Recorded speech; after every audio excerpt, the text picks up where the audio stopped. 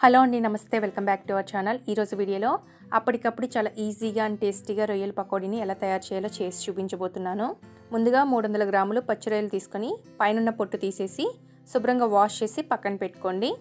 తర్వాత స్టవ్ మీద ప్యాన్ పెట్టి 1 టేబుల్ స్పూన్ ఆయిల్ వేసి హీట్ అయిన తర్వాత రొయ్యల్ని యాడ్ చేయండి. అలాగే 1 టీ స్పూన్ కారం, చిటికెడు పసుపు, 1/2 టీ స్పూన్ అల్లం వెల్లుల్లి పేస్ట్, రుచికి సరిపడా సాల్ట్ వేసి బాగా కలిపేసుకోవాలి. ఇప్పుడు స్టవ్ని మీడియం ఫ్లేమ్లో పెట్టి రొయ్యలను ఉడికించాలి. దీనిలో వాటర్ ఏమీ యాడ్ చేయని అవసరం లేదండి.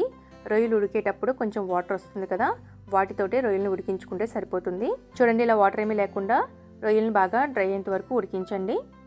ఇలా ఉడికిన తర్వాత స్టవ్ని ఆఫ్ చేసి రొయ్యలను చల్లారనివ్వండి. చూడండి, ఇలా చల్లారిన రొయ్యల్ని ఒక బౌల్లోకి ట్రాన్స్ఫర్ చేసుకోండి.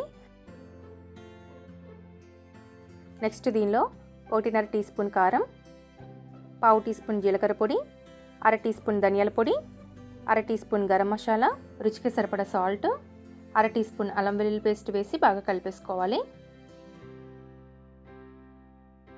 తర్వాత అరచెక్క నిమ్మరసం కూడా వేసి బాగా మిక్స్ చేయండి.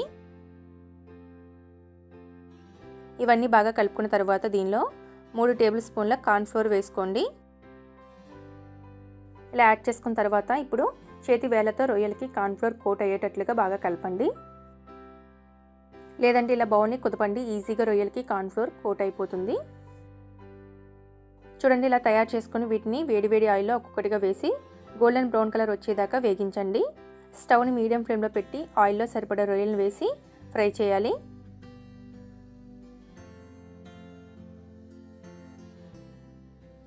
మధ్య మధ్యలో కలుపుకుంటూ రొయ్యలను వేగించండి. ఆల్రెడీ రొయ్యలు ఉడికించుకున్నాం కాబట్టి చాలా తొందరగా రొయ్యలు వేగిపోతాయండి. చూడండి, ఇలా చక్కగా వేగాక ఒక ప్లేట్లోకి తీసేసుకోండి. సేమ్ ఇలాగే మిగతా రొయ్యలను కూడా ఫ్రై చేసేసి తీసేసుకోవాలి. ఇలా చేసి పెట్టారంటే పిల్లలు కూడా చాలా ఇష్టంగా తినేస్తారండి. అంతేనండి, చాలా సింపుల్గా క్విక్గా రొయ్యల పకోడీ తయారైపోయాయి. అప్పటికప్పుడు ఇలా స్నాక్స్లో కానీ లేదంటే సైడ్ డిష్లోకైనా సర్వ్ చేసుకోవచ్చు. చాలా టేస్టీగా ఉంటాయి. సో ఫ్రెండ్స్, చూస్తారు కదా, తప్పకుండా మీరు ఇలా ఒకసారి ట్రై చేసి ఎలా వచ్చాయి అనేది కామెంట్లో షేర్ చేయండి.